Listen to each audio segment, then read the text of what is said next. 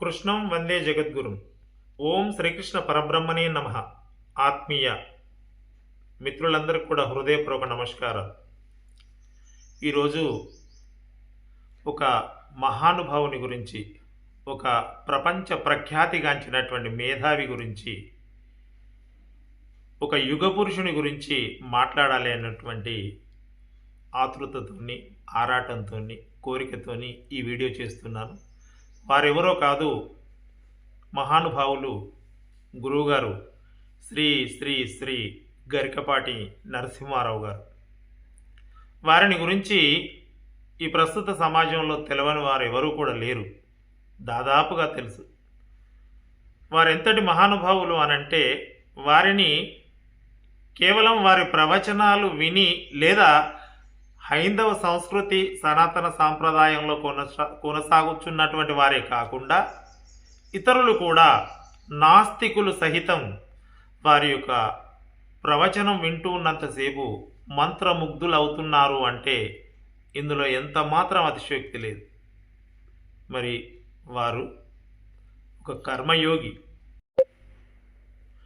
గురువుగారు శ్రీ గరికపాటి నరసింహారావు గారు ఒక కర్మయోగి, ఒక సామాజిక ఆధ్యాత్మిక సంస్కర్త. వారు ఉపన్యాసం ఇస్తున్నంతసేపు, వారు ప్రవచనం చేస్తున్నంతసేపు ఒక పురాణం మాట్లాడుతున్నట్టుగా అనిపిస్తుంది. అష్టాదశ పురాణాల యొక్క సారాంశాన్ని ఈనాటి సమాజానికి అన్వయం చేస్తూ, ఈనాటి కాలమాన పరిస్థితులకు అన్వయం చేస్తూ వారు చేసేటువంటి ప్రవచనం, ప్రతి ప్రవచనం ఒక ఉద్గ్రంథమే తయారవుతుంది. వారి ప్రవచనాలు విని ఎంతోమంది జీవితాలు సంస్కరింపబడ్డాయి అనంటే ఎంత మాత్రం అతిశయోక్తి కాదు. ఎందరో ఆధ్యాత్మికం వైపు అడుగులు వేశారు. వారి ప్రవచనాలలో చెప్పుకోదగినటువంటి అంశము ముఖ్యంగా ఈ సనాతన సాంప్రదాయము, సనాతన ధర్మము లేదా హైందవ సంస్కృతి సాంప్రదాయాలు అనేటువంటి ఈ ప్రవాహంలో చాలామంది ఏవైతే కొన్ని వేరే రకాలైనటువంటి నమ్మకాలు లేదా మూఢనమ్మకాలతో ఉన్నటువంటి వాటిని ఖండిస్తూ ఏది ఉచితం, ఏది సముచితం అనేటువంటి దాన్ని సుస్పష్టంగా విశదీకరించి విశేషణాత్మకంగా వివరించినటువంటి మహానుభావులు. యథార్థాన్ని చెప్పి ఎందరి జీవితాలను సంస్కరించారు, ఎందరో ఆధ్యాత్మికం వైపు అడుగులు వేశారు. ప్రస్తుత వ్యవస్థకి, ముఖ్యంగా మన హైందవ సమాజానికి వారి అవసరం ఎంతైనా ఉంది. అటువంటి మహానుభావులు కారణజన్ములు. వారు, ఆయన నిజంగా కారణజన్ముడు అనుట్లో ఎటువంటి సందేహం లేదు, ఎటువంటి సంశయం లేదు. వారి యొక్క జీవితము ఒక ప్రయోగం. వారు ఒక కర్మయోగి. వారు నిజంగా ఆధ్యాత్మిక యజ్ఞం చేస్తున్నటువంటి సోమయాజులు. అటువంటి మహానుభావులు మనకు మన హయాములో, అంటే మన సమకాలీనులు కావడం నిజంగా మన యొక్క పూర్వజన్మ సుకృతం. వారు ఎంతటి మేధావి అనంటే వారిలో ఉన్న మేధస్సుకి ఒక కొలమానం లేదు. 18 పురాణాలలో దాదాపుగా వారు ఎప్పుడు ఏ క్షణంలో ఏ అర్ధరాత్రి లేపినా కూడా టీకా తాత్పర్యాలతో యుక్తంగా వారు తడుముకోకుండా చెప్పగలిగేటువంటి మహానుభావులు. చక్కని భాష, చక్కని పద సంపద.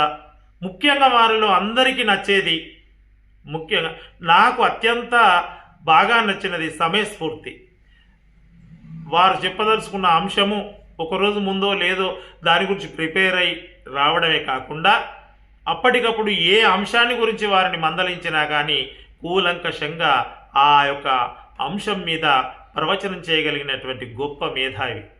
అటువంటి మేధావి, అటువంటి మహానుభావుడు నిజంగా సర్వదా సర్వస్థితులయందు పూజనీయులు. నేను ఒక విషయం చెప్పదలుచుకున్నాను ఇక్కడ. ఒకటి, పామరుల వల్ల, అంటే పాపాత్ముల వల్ల ఈ సమాజానికి పావుల నష్టం ఉంటుంది. అజ్ఞానుల వలన ఆటాన నష్టం ఉంటుంది. మూర్ఖుల వలన ముప్పావుల నష్టం ఉంటుంది.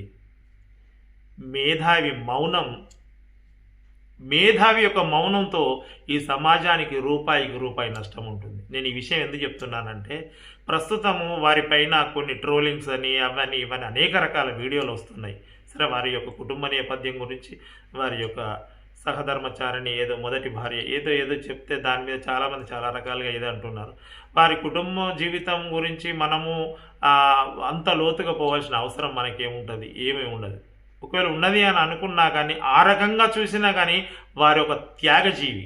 నిజంగా ఎంతటి త్యాగధనులు అని అంటే, అన్నగారి భార్య వారి అన్నగారి తర్వాత ఆమెను చేరదీసి ఆమె యొక్క సంతానాన్ని తన సంతానానిగా స్వీకరించి వాళ్ళను ప్రయోజకులను చేసి ఈ సమాజంలో వారికి ఒక గొప్ప స్థానాన్ని కల్పించినటువంటి మహానుభావులు. తర్వాత ఈ సందర్భంలో మరొక విషయం చెప్పాలి. ఆయన ఎప్పుడైతే ఆమె మొదటి భార్య వెళ్ళిపోయిన తర్వాత రెండవ భార్య శారదాదేవి గారిని తన సహధర్మచారిణిగా చేసుకున్న సందర్భంలో ఆ మహా ఇల్లాలు నిజంగా ఆమె పాదాలకు శిరస్సు వంచి నమస్కరించాలి. మహా ఇల్లాలు ఆమె తాను అన్న పిల్లలను తన పిల్లలుగా పరిచయం చేసినప్పుడు వారిని సొంత బిడ్డలుగా హక్కున చేర్చుకొని మాతృప్రేమను అందించినటువంటి కారుణ్యమూర్తి.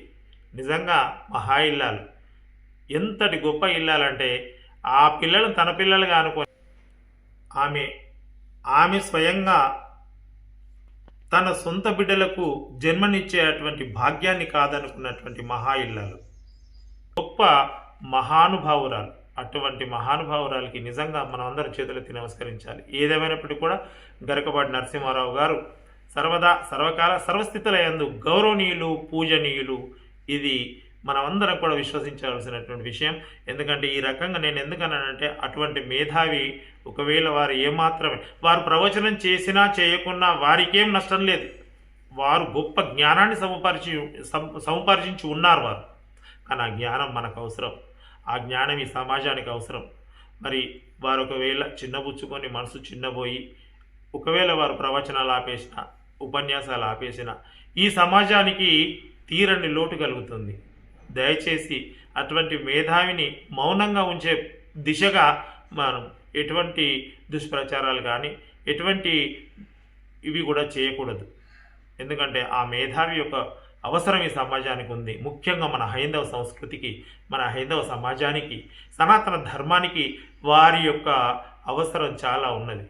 ఈరోజు మన సంస్కృతి సాంప్రదాయాలు, హైందవ సంస్కృతి సాంప్రదాయాలు అవి చిరస్థాయిగా ఉండాలి అనన్నా, సంస్కరింపబడాలి అనన్నా ఆ మహానుభావుని యొక్క అవసరం సర్వదా సర్వకాల సర్వస్థితుల యందు ఉంటుంది అనేటువంటిది మనం గ్రహించాలి. ఆ మహానుభావునికి హృదయపూర్వక నమస్కారాలు తెలియజేస్తూ అందరికీ ధన్యవాదాలు.